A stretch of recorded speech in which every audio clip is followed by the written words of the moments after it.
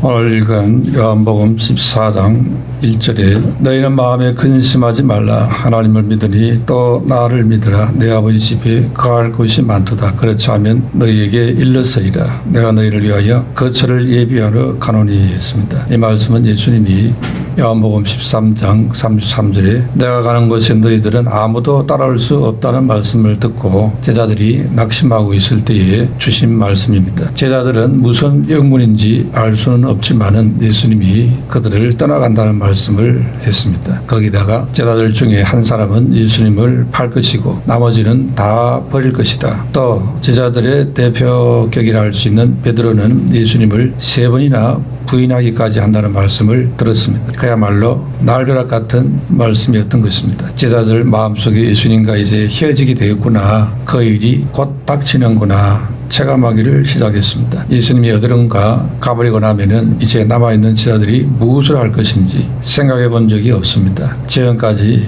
모든 것을 다 버리고 예수님 한 분만 바라보고 달려왔습니다. 그런데 이제 모든 것이 다 물거품이 되는 지경에 이르게 되었습니다. 제자들의 마음은 우울하고 캄캄했던 것입니다. 이런 제자들의 마음을 아시는 예수님은 그들에게 격려와 위로와 소망의 말씀을 주었습니다. 이런 메시지가 요한복음 14장에서 16장까지 이어지고 있습니다. 그리고 요한복음 17장에서는 예수님의 중보 기도가 덧붙여져 있습니다. 그리고 요한복음 18장에서는 기도하는 겟세마네 동산에 예수님의 기도가 나오는 것입니다. 그리고 오늘 본문은 예수님의 길고 긴 격려와 위로의 메시지의 서론에 해당되는 것입니다. 이것은 우리에게 천국 소망을 확실하게 갖게 해주는 말씀이 됩니다. 예수님 제자 중에 한 사람에 의해서 팔리게 되고 그리고 예수님의 제자들은 이제 예수님과 이별하게 되고 예수님은 제자들을 떠나서 아무도 따라갈 수 없는 곳으로 가신다는 것입니다. 그리고 그 여파로 제자들은 다 예수님을 버리고 흩어지게 됩니다. 예수님께서 십자가 고난을 위해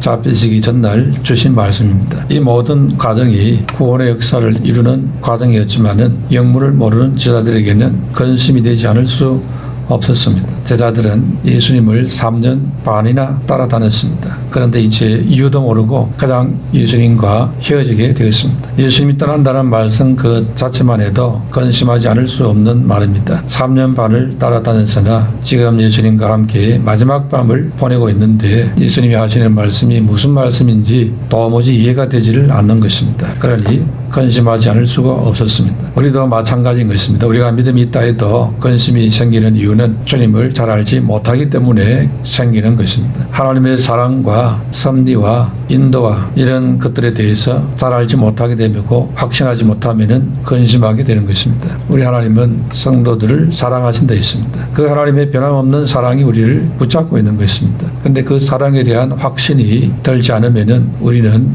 흔들리게 되는 것입니다. 주님의 사랑과 능력을 향한 강한 신뢰가 있을 때에 우리 믿음이 승리하게 됩니다. 그런데 왜 주님의 사랑과 능력을 확신하지 못하게 되겠습니까? 그것은 우리의 영적인 무지함 때문입니다. 이 영적 무지는 자연히 세상을 향해 가게 되고 세속적인 것에 집착하게 만드는 것입니다. 그래서 영적인 무지가 세속적인 것으로 빠지게 만드는 것입니다. 제자들은 3년 동안 예수님을 따라다녔음에도 불구하고 예수님을 따르는 목적이 정치적인 욕망으로 따랐던 것입니다. 로마로부터 해방이 되고 부패한 유대 지도층을 기억하는 것을 열망했습니다. 그런데 마침 능력 있는 예수님의 등장으로 예수님을 수장으로 삼고 새로운 정치 세계를 이루려는 야망이 그들 안에 불타고 있었습니다. 그런 상황에 예수님이 이제 떠나신다고 하니까 낙심되지 않을 수가 없었습니다. 결국 그들의 꿈과 욕망이 다 좌절되는 순간이었습니다. 그러니 그 꿈을 버릴 수 없으니 넘어질 수밖에 없습니다. 이와 같은 일들은 오늘 우리들에게도 똑같이 일어날 수가 있습니다. 우리는 종종 주님의 섭리와 계획이 내 계획과 다르다는 것을 놓고 근심을 하는 것입니다. 오히려 내 생각 계획보다 하나님의 계획이 더 크다는 것을 잘 모르고 있습니다. 이렇게 우리가 주님을 잘 알지 못하기 때문에 자꾸만 우리는 세상적인 것에 집착을 하게 되는 것입니다. 무지가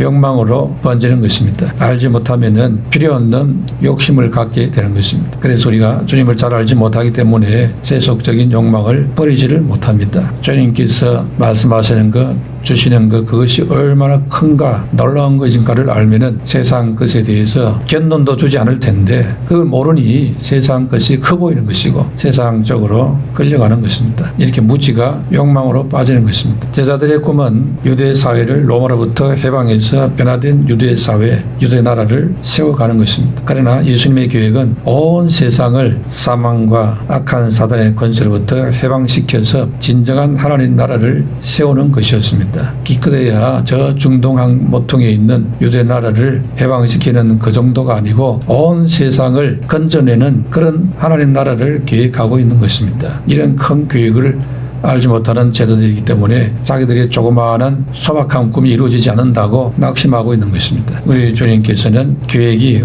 온 세상을 살리는 것이었습니다. 그런데 제자들은 자기들이 가진 그 세속적인 욕망으로 주님의 그 큰 계획을 따라갈 수 없는 상황이 되어 있습니다. 내 계획보다도 주님의 계획이 훨씬 크고 놀라운 것입니다. 이것을 알려고 해야 되고 발견할 때에 진정한 은혜가 오게 되는 것입니다. 첫 번째로 마음에 근심이 생길 때에 하나님과 예수님을 믿으라 했습니다. 1절에 너희는 마음에 근심하지 말라 하나님을 믿으니 또 나를 믿으라 했습니다. 예수님은 제자들의 마음속에 요동치는 근심을 느끼고 있었습니다. 제자들 마음속에 들어오는 절망과 슬픔의 눌림을 알고 있었습니다. 그것은 예수님이 제자들을 사랑했기 때문에 그 마음의 느낌까지도 간파하신 것입니다. 사랑하니 제자들의 마음의 고통도 함께 느끼는 것입니다. 그래서 예수님은 제자들의 마음의 근심을 해결해 주려고 들어주려고 말씀을 주고 있습니다. 지금 하늘 보좌 우편에 계신 예수님은 성령으로 우리 마음속에 생기는 근심과 절망과 슬픔의 이런 모든 감정들을 주님은 함께 느끼고 계시는 것입니다. 그리고는 우리에게 힘이 되고 위로가 되는 말씀을 주시고자 하는 것입니다. 이렇게 문제 해결에 대한 해답을 주시고자 하는 것입니다. 예수님께서는 마음에 생긴 근심을 해결하는 해결책으로 제시한 것이 하나님을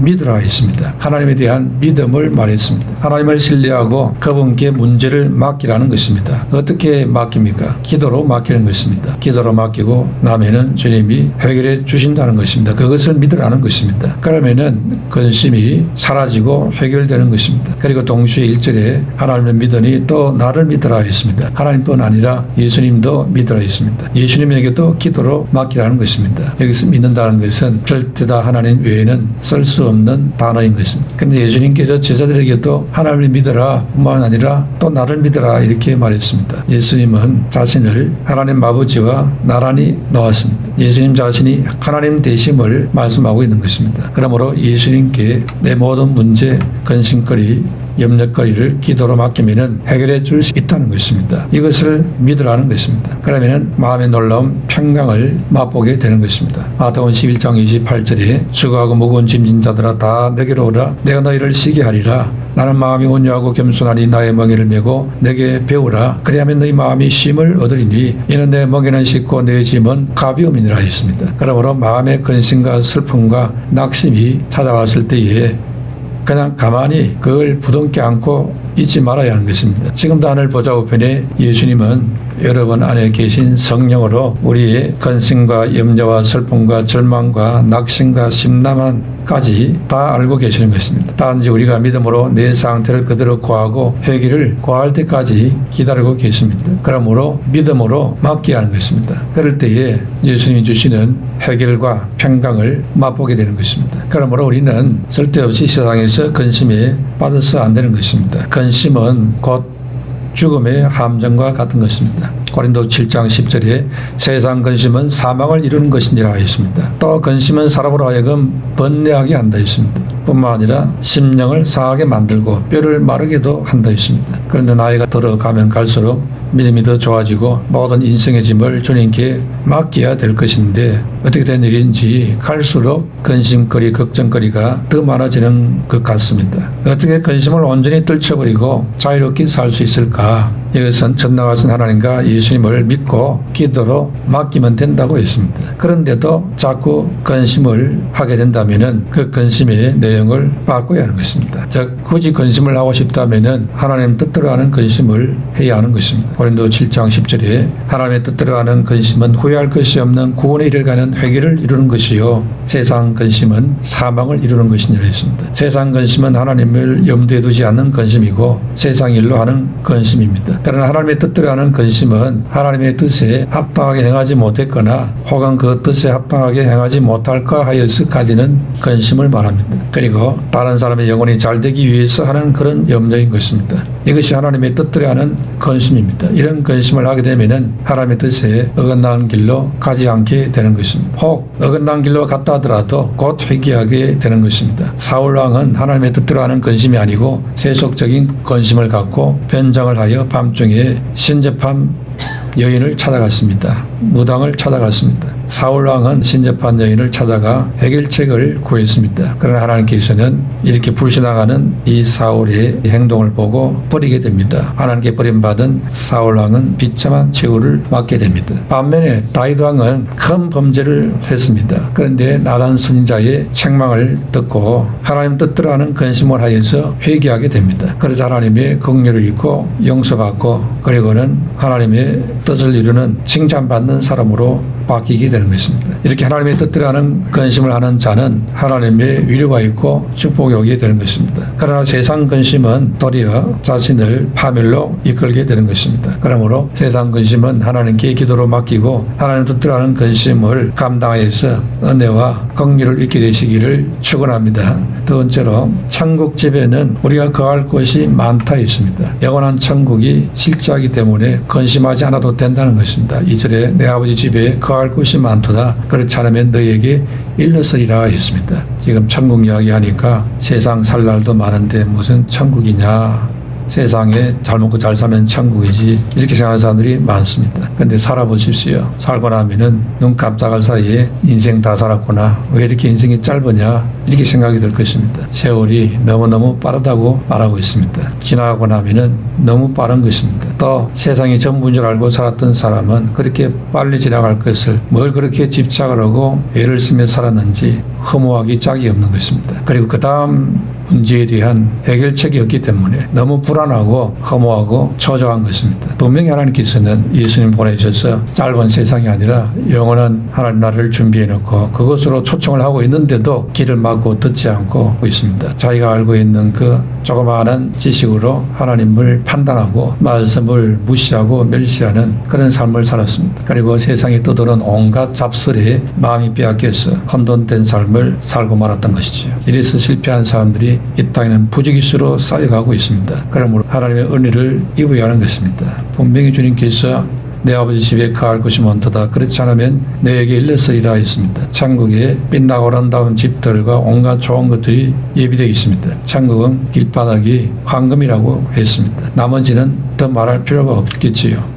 하나님 나라의 영광이라는 것은 인간의 생각으로 상상할 수조차 없습니다. 그것은 다 우리를 위해 예비된 곳이라고 했습니다. 아름다운 곳이기 때문에 요한계시록 21장 2절에 하나님께로부터 하늘에서 내려오는데 그 준비한 것이 신부가 남편을 위하여 준비한 것 같더라 했습니다. 그러므로 우리는 세상에 썩어질 일에 빠져 근심하지 말고 저 천국 소망을 가지고 살아야 하는 것입니다. 우리가 세상에서 우리 할 일을 다하고 충성을 다하며 준비하고 있으면 어느 날 우리를 데리러 오는 천사의 방문이 있을 것입니다. 그래서 사람들이 가서 너희를 위하여 거처를 예비하면 내가 다시 와서 너희를 내게로 영접하여 나 있는 곳에 너희도 있게 하리라 했습니다. 그러므로 다른 근심을 하지 말고 믿음을 걱정해야 됩니다. 예수님을 나의 주로 잘 믿고 있느냐 이걸 살펴야 합니다. 하나님 아버지를 잘 경외해야 됩니다. 세상에 마음을 두지 말고 천국에 소망을 두어야 하는 것입니다. 무엇이 고장 났어도 문제가 생겨도 걱정하지 말라는 것입니다. 고쳐주면 좋고 안 고쳐줘도 그것 때문에 근심할 것까지 없다는 것입니다. 그것 때문에 빨리 세상 떠난다 해도 빨리 시작하는 것에 불과한 것입니다. 우리가 장차 영광 중에 천국에 살 것을 생각하면 즐겁고 모든 근심을 다스릴 수 있다는 것입니다. 누가 뭐라 해도 사실상 우리 인생의 최대 연려와 최종 근심은 죽음이요 죽음 이후에 어떻게 될 것인가 하는 문제인 것입니다. 세상의 온갖 종교가 이런 염려 근심의 대책으로 만들어졌습니다. 그런데 잘못 붙잡으면 인생 전체를 썩을 수 있습니다. 그러므로 진리를 잘 붙잡아야 하는 것입니다. 그래서 예수님은 요한복음 8장 32절에 진리를 알지니 진리가 너희를 자유롭게 하리라 했습니다. 골로새 3장 1절 2절에 그러므로 너희가 그리스도와 함께 다시 살리심을 받았으면 위의 것을 찾아라. 거기는 그리스도께서 하나님 우편에 앉아 계시느니라. 위의 것을 생각하고 땅의 것을 생각하지 말라 했습니다. 여러분의 생각이 우리 주 예수님이 예비하신 아버지의 집 천국에 머물게 되면은 모든 염려 근심이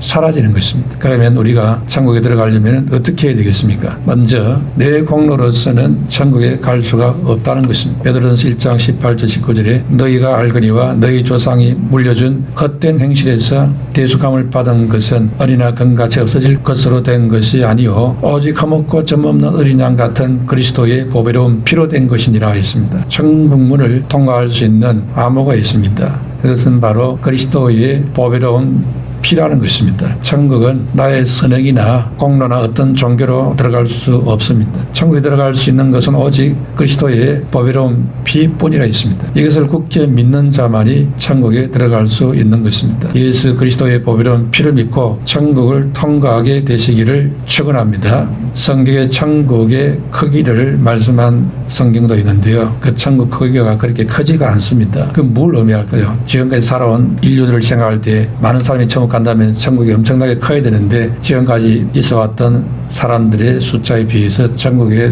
크기는 훨씬 적다는 것을 알 수 있습니다. 예수님 말씀처럼 좁은 문으로 들어가라. 천국 가는 길이 좁다고 했습니다. 좁은 길로 간다 했습니다. 길이 협차가 되어 있습니다. 그러므로 깨어서 믿음 생활을 해야 한다는 것을 알 수 있습니다. 이 세상에서 천국 가려면 시험을 이겨야 됩니다. 사도행 14장 22절에 우리 하나님 나라에 들어가려면 많은 환난을 겪어야 할 것이라 했습니다. 우리가 천국에 들어가기까지 지상에서 많은 시험과 환난을 당할 수 있다는 것입니다. 그러면 그것을 이겨야 한다는 것입니다. 이 세상에 믿음을 방해하는 것을 이기고 그리스도의 보배로운 피를 끝까지 믿고 붙잡아야 하는 것입니다. 또한 마태복음 7장 13절 14절 예수님의 말씀처럼 좁은 문으로 들어가라. 멸망으로 인도하는 문은 크고 그 길이 넓어 거리로 들어가는 자가 많고 생명으로 인도하는 문은 좁고 길이 협착하여 찾는 이가 적음이라 했습니다. 좁은 길이 무엇이겠습니까? 믿음의 길, 십자가의 길을 말하는 것입니다. 반대로 넓은 길은 세상 길이고 쾌락의 길입니다. 그러므로 천국에 들어가려면 세상 제약을 버리고 하나님을 사랑하는 십자가의 길을 가야 하는 것입니다. 우리가 예수 공로로 천국 가지만은 제약된 모습으로는 천국에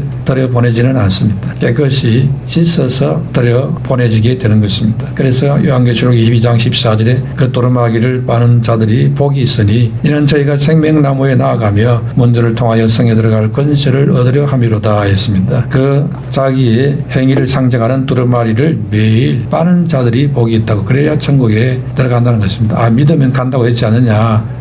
나는 믿습니다 해놓고는 그때부터 그냥 허가받고 이제 죄짓고 허가받고 또 용서받고 계속 반복을 하는 것입니다. 이것은 주의 십자가를 만우리 여기는 자세가 되지요. 하나님께서 우리보다도 더 요령이 없으신 분이 아닌 것입니다. 우리는 하나님의 말씀을 갖고 나름대로 요령을 피운다는 것이 회개하면 다 용서됐으니까 이제 마음 놓고 죄짓고 마음 놓고 회개하면 되겠지. 그런 이단도 실제로 있었습니다. 사기를 치는 이런 사입 이단들이 있었습니다. 정신 차려야 됩니다. 분명히 그 두루마리를 빠는 자들이 보게 됐습니다. 천국에는 살인한 사람, 음란한 사람, 도둑질한 사람 이런 죄인들이 있는 곳이 아들이 있습니다. 무슨 말입니까? 그런 죄를 회개한 자가 들어간다 이 말입니다. 그런 죄를 회개도 하지 않고 들어가는 것이 아닙니다. 그러면은 천국 갈 때까지 계속 그냥 회개하면 되잖아요. 이렇게 또 생각합니다. 그 회개가 진정한 회개인지 아니면은 요령을 피워서 활용하는 회개인지 그거 모르겠습니까? 하나님께서 사람도 잔머리를 부리는데 하나님이 그걸 모르겠습니까? 진정성이 있는 회개인지 가직적인 회개인지 그걸 모르겠습니까? 그게 속겠습니까? 하나님께서 그렇게 허술한 줄 아십니까? 천만의 말씀입니다. 절대로 통하지 않을 겁니다. 그러므로 잔머리 굴린 사람들은 결단코 천국에 들어가지를 못하는 겁니다. 정신을 차려서 신앙생활을 해야 됩니다. 세 번째로 예수님은 먼저 천국에 가셔서 우리의 거처를 마련한다고 했습니다. 2절에 내가 너희를 위하여 거처를 예비하러 가노니 했습니다. 예수님은 항상 진실말을 가르치는 분입니다. 예수님은 십자가를 지실 것을 미리 말씀했습니다. 제자들은 십자가 없는 세상 영광을 삶을 그토록 일렬히 추구했지만은 예수님은 헛된 야망에 부풀어 있는 제자들의 마음에 아첨하지 않았습니다. 예수님은 예루살렘에 올라가면은 십자가에 못 박아 죽을 것이라고 진실만 말했습니다. 그러나 십자가를 지고 자기를 부인하고 주님을 따르는 자들에게는 훗날에 큰 영광 중에 주님 다시 재림할 때에 그 행한 대로 갚아주시겠다고 했습니다. 이렇듯 예수님은 언제나 진실만을 말씀합니다. 그러므로 예수님이 하신 모든 말씀은 그대로 다 믿을 수 있는 것입니다. 예수님이 내 아버지 집에 거할 곳이 많도다 했습니다.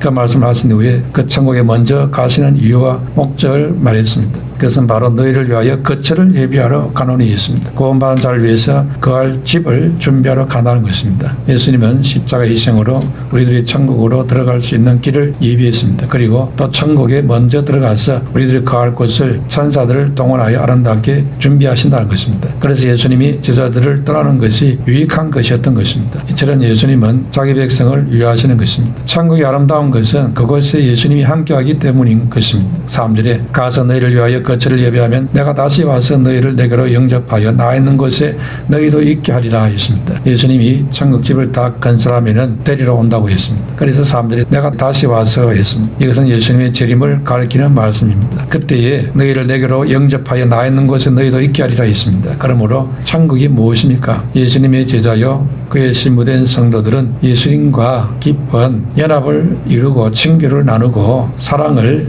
이루는 곳이 천국인 것입니다. 사도 바울은 육신을 떠나 예수님과 함께 하는 그런 경험을 간증을 했습니다. 빌립보 1장 23절 24절에 내가 그 둘 사이에 끼었으니 차라리 세상을 떠나서 그리스도와 함께 있는 것이 훨씬 더 좋은 일이라 그렇게 하고 싶으나 내가 육신으로 있는 것이 너희를 위하여 더 유익하리라 했습니다. 고린도서 5장 8절에는 우리가 담대하여 원하는 바는 차라리 몸을 떠나 주와 함께 있는 그것이라 했습니다. 몸을 떠나 육체를 벗어 죽음을 통과해서 예수님과 함께 있는 그것이 더 간절한 소원이다. 그렇게 되고 싶다. 세상 떠나 천국 가고 싶다 이 말입니다. 그러나 사는 것도 좋은 것이다. 왜 내가 복음을 전해서 한 사람에도 더 천국 갈 수 있는 사람으로 도울 수 있으니 그것도 감사하고 좋은 일이다 이렇게 생각했습니다. 그러므로 남은 생에 나의 천국집을 예비하고 계시는 예수님을 바라보면서 주님 앞에 가는 그날까지 이 땅에서 어떤 고생도 어려움도 감사함으로 얘기합니다. 그리고 찬송을 부르면서 가야 하는 것입니다. 인상 쓰지 말고 문제가 있다고 너무 괴로워하지 말고 불침에 걸렸다고 세상 다 끝난 것처럼 그렇게 괴로워하지 말고 감사함으로 봐야 됩니다. 주님이 나를 조금 더 빨리 부르시는구나 이렇게 생각하면 되는 것입니다. 어차피 세상은 영원히 살 수 없는 것입니다. 조금 빨리 가느냐 조금 늦게 가느냐 그 차이뿐인 것입니다. 세상 섬에서는 인간관계가 영원할 줄로 압니까? 세상 인간관계는 잠시일 뿐인 것입니다. 시간이 지나면 완전히 달라지게 되는 것입니다. 천국에서는 영원한 관계가 새롭게 시작이 되어지는 것입니다. 주님 앞에 가는 그날까지 우리는 어린아이같이 순수한 자가 되어야 됩니다. 예수님은 마태복음 18장 3절에 진실로 너희에게 이르노니 너희가 돌이켜 어린아이들과 같이 되지 아니하면 결단코 천국에 들어가지 못하리라 했습니다. 그러므로 어린아이처럼 진실되고 순수한 자세로 믿음 생활을 하게 되시기를 축원합니다.